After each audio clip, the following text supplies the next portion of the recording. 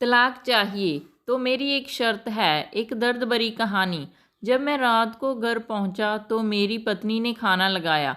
मैंने उसका हाथ अपने हाथों में लिया और कहा, मुझे तुझसे कुछ ज़रूरी बात कहनी है।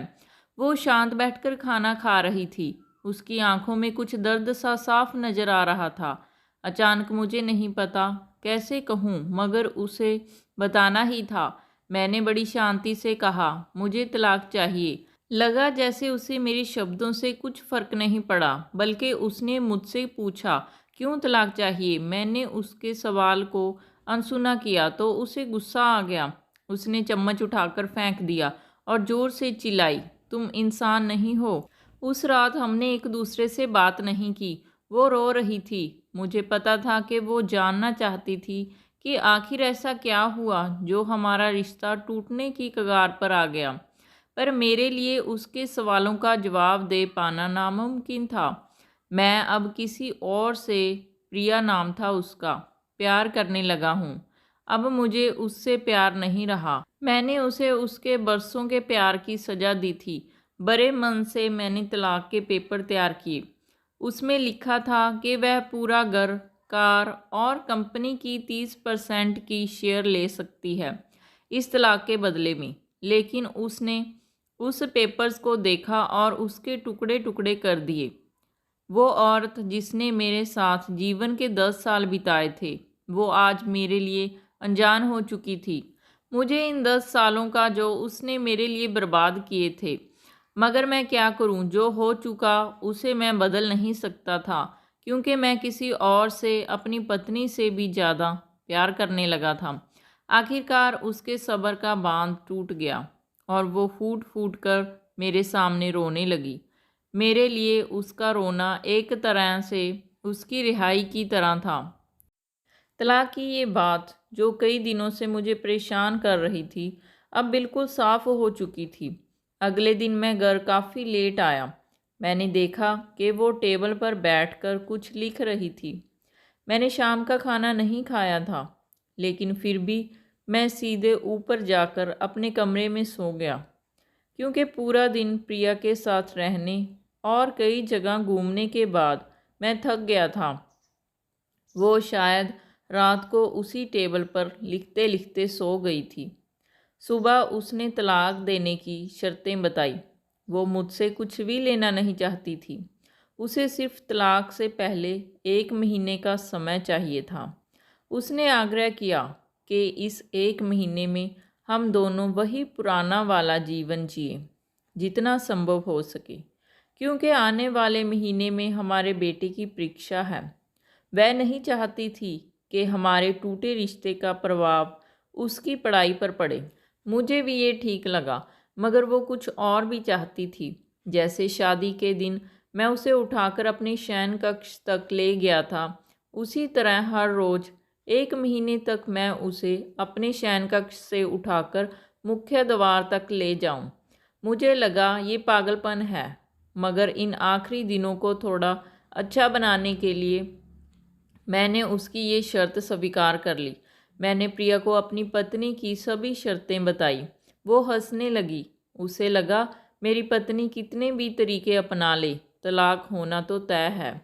मेरी पत्नी और मैं किसी से भी इस दौरान नहीं मिले थे, लेकिन उस दिन जब मैं उसे पहली बार उठाकर गेट तक लेकर गया तो हम दोनों काफ़ी अजीब महसूस कर रहे थे।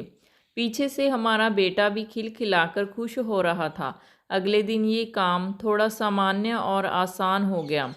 वह मेरे सीने से लगी थी और मैं उसकी खुशबू महसूस कर रहा था। ऐसा लगा जैसे कई दिनों बाद मुझे ये खुशबू मिल रही थी, या फिर कई दिनों से मैंने उसके होने का महसूस नहीं किया था। पहले जितनी उसमें वो कसाव नहीं था और चेहरे पर कुछ हल्कियां जुरड़ियां नज़र आ रही थी और बाल भी सफ़ेद होने लगे थे। वह वही औरत थी जिसने अपने जीवन के 10 साल मुझे समर्पित किए थे। चौथे दिन जब मैंने उसे उठाया तो वो पुराना रोमांच लौटने लगा था। पांचवें और छठे दिन वो पुराना प्यार फिर जागने लगा। मैंने प्रिया को इस बारे में कुछ नहीं बताया था। अब उसे उठाना और आसान हो गया था। शायद हर रोज़ ये सब करने का मैं आदी हो गया था। एक दिन वह अपनी पसंद की साड़ी निकाल रही थी, लेकिन कुछ खास नहीं ढूंढ पाई। उसने सांस भरते हुए कहा कि उसके सारे कपड़े बड़े पड़ने लगे हैं। तब मुझे पता चला कि वह काफ़ी दुबली हो गई है और इसीलिए मैं उसे आसानी से उठा पा रहा था। मेरे दिल को एक झटका सा लगा। उसने अपने दिल में काफ़ी दर्द छुपा रखा था। पता नहीं कैसे मैं आगे बढ़ा और उसके सिर को छूकर देखा। अचानक हमारा बेटा आया और बोला कि पापा, ये तो मम्मा को उठाकर बाहर ले जाने का समय हो गया है। उसके लिए अपने पापा द्वारा मम्मा को इस तरह उठाकर ले जाते हुए देखना जीवन का अभिन्न हिस्सा बन गया था। मेरी बीवी ने हमारे बच्चे को बुलाया और ज़ोर से उसे गले से लगा लिया। मैंने अपना चेहरा दूसरी तरफ कर लिया। मुझे लगा कहीं मैं अपना निर्णय ना बदल लूँ। मैंने अपनी पत्नी को रोज की तरह उठाया और बेडरूम से सीटिंग रूम होते हुए हॉल तक ले आया। उसने प्यार से अपने दोनों हाथ मेरी गर्दन के आसपास रख दिए। मैंने उसे जोर से पकड़ रखा था, बिल्कुल हमारे सुहागरात की तरह, मगर उसका इतना कम वजन मुझे परेशान कर रहा था। महीने के आखिरी दिन जब मैंने उसे उठाया तो मेरे लिए एक कदम भी चल पाना मुश्किल हो रहा था।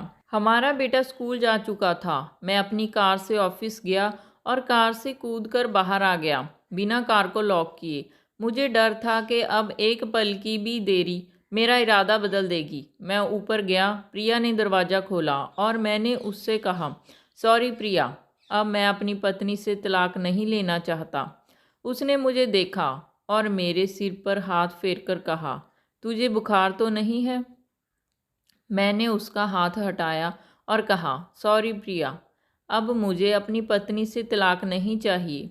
हमारी शादीशुदा ज़िंदगी शायद हम दोनों के ध्यान ना देने की वजह से बोरिंग हो गई थी, लेकिन इसका मतलब ये नहीं कि हम एक दूसरे से प्यार नहीं करते।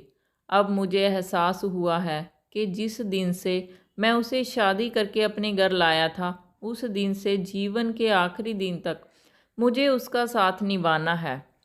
प्रिया के होश उड़ गए। उसने मुझे एक ज़ोरदार चांटा जड़ दिया मेरे मुंह पर। वह रोने लगी और दरवाज़ा अंदर से बंद कर लिया। मैं सीढ़ियों से नीचे उतरा और आकर अपनी कार में बैठ गया। आगे एक फूल वाले की दुकान पर रुका और अपनी प्यारी पत्नी के लिए एक सुंदर सा गुलदस्ता लिया। दुकानदार ने पूछा कि इस पर क्या लिखना है। मैंने मुस्कुराते हुए कहा, मैं तुम्हें जीवन के आखिरी दिन तक यूं ही उठाता रहूँगा, मेरी अर्धांगिनी। उस शाम जब मैं घर आया, हाथों में गुलदस्ता लिए, मेरे चेहरे पर एक मुस्कान थी।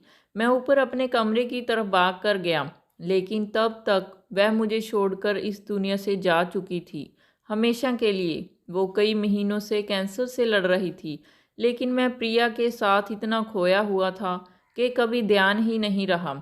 उसे पता था वह जल्द ही मुझे छोड़कर जाने वाली है, इसलिए वह मुझे और मेरे बेटे के रिश्ते को टूटने से बचाना चाहती थी। मैं नीच उससे तलाक लेना चाहता था, लेकिन फिर भी उसने मुझे अपने बच्चे की नज़रों में एक प्यारा पति और पिता बना दिया था। दोस्तों, अगर आपको ये कहानी अच्छी लगी तो चैनल को लाइक, शेयर एंड सब्सक्राइब ज़रूर से कर लें। धन्यवाद।